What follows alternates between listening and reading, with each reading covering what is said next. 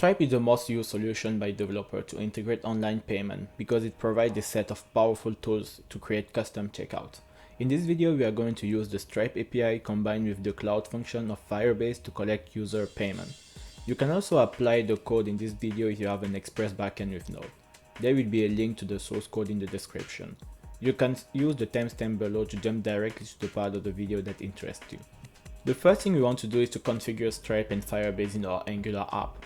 For Stripe, first go to the Stripe website, create an account, and log into your dashboard. Stripe provides you a pair of public and secret key. Copy the public key and add it into the environment.ts file of the project. Then we just have to install Stripe with npm. For Firebase, go to the Firebase console, create a new project and go to the setting page. Add a new web application, then scroll down and copy the Firebase configuration variable. Then add it to the environment variable next to the Stripe key and install Firebase with npm. Inside the app module.ts, add Angular Fire module and Angular Fire function module in the import array. That's all for the configuration. Now we can write some code.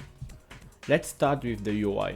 Pretty much all the UI elements are generated by Stripe themselves.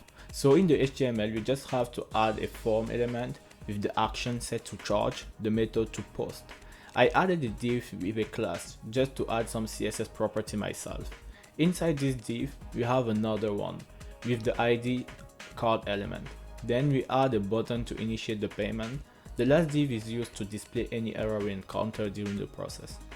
In the CSS, it's just a bunch of CSS property used to center everything, change the font size and other stuff. You can find this code in the description if you want to copy anything. After that, I also added an image with some text. In the TS file, we use load stripe to create a stripe object in the ngOnInit function, and we use this object to create a stripe element. Load stripe is a function from the Stripe.js library. We also have to set some CSS property for the checkout. By the way, this is the default style provided by Stripe in the Stripe documentation. It's just a bunch of CSS property like color, font and other. Then we use the Stripe element to create a payment card and mount the card on the card element in the HTML. At this point, the user interface is set and it looks like this. We can use an event listener to detect changes on the card so that we can display an error messages if something is wrong. In order to interact with the card, we can also add an event listener to the button. On click, we create a variable that contains all the information about the payment. The most important is the amount we want to charge and the currency we want to use. In this case, it's USD.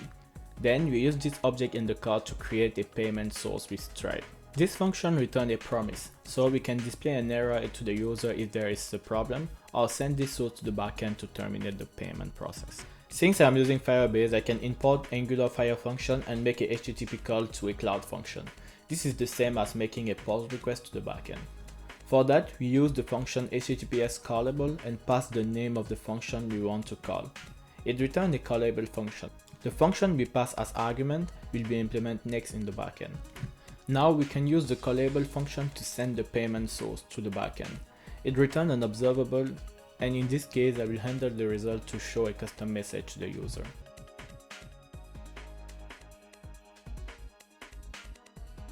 To write cloud function in the project, we need first to run Firebase init in the terminal. When the process starts, choose to init Firebase function and agree to install all the dependencies. This will create a new function folder with a node module in your Angular project. Then in the function folder, install Stripe with npm.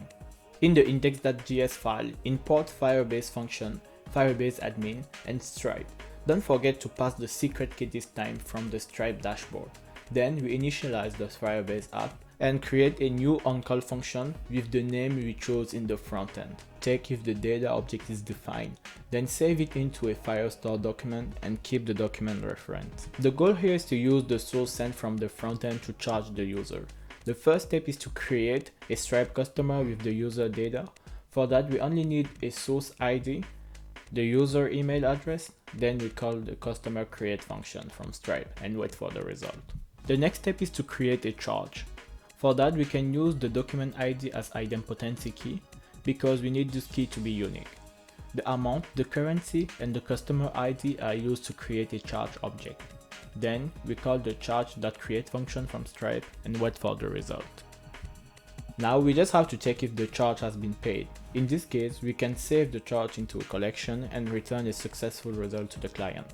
If not, we can also save the error to Firestore in another collection and return a failed result to the client. The last step is to deploy the function with the command Firebase deploy only function, and go to the Firebase console, click on the function section, and here we can see the list of our cloud function.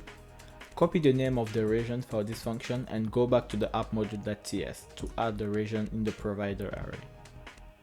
Now we can test the payment process with a fake credit card provided by Stripe for test payment, and go to the Stripe dashboard to see all the payment made. That's all for the integration of Stripe with Angular and Firebase. You can find the source code in the description. Feel free to use it. Thanks for watching, please like and subscribe.